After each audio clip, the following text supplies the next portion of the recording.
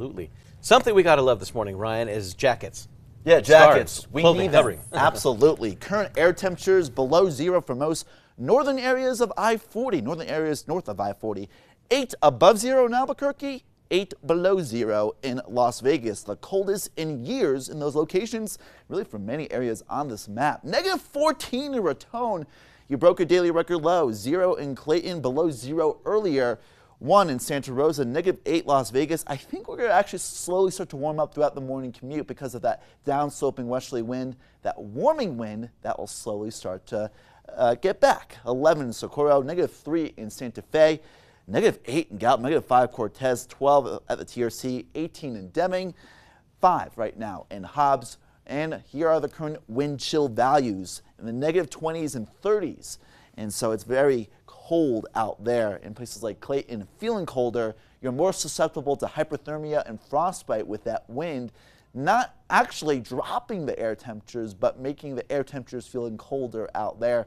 Extreme cold weather warnings for most areas of New Mexico. Cold weather advisories in the Four Corners to southern and western areas of our viewing area.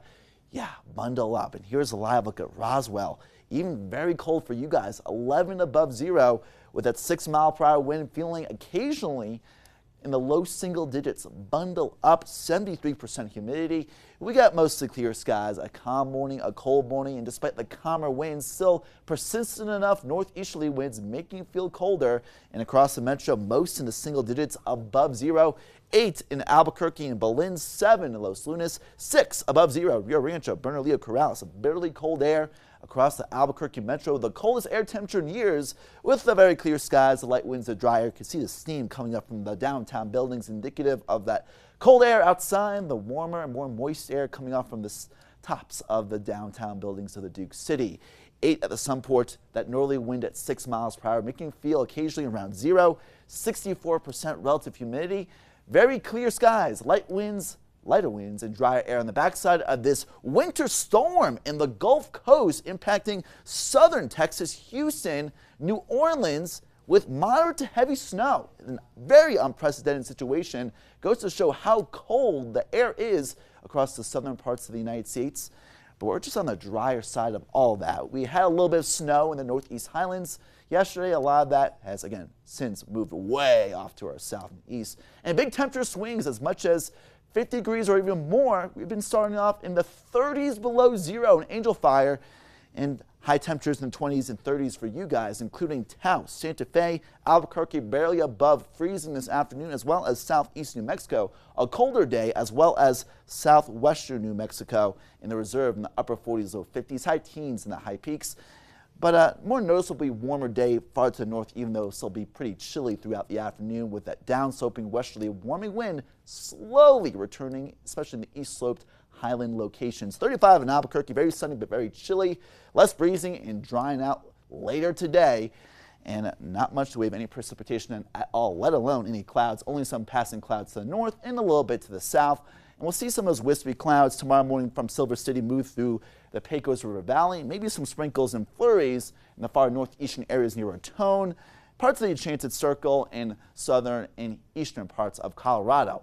A sharp pressure gradient from the cold air mass to the east, the high pressure building to the west will create that north to south moving jet stream right over New Mexico, but on the western flank of it will slowly start to warm up, and eventually that will move eastward later this week. Friday, we're talking about most areas in the 40s and 50s, around normal for this time of year. Still below freezing high temperatures in Durango, below 0 degree morning temperatures potentially in the short term, but warming up before.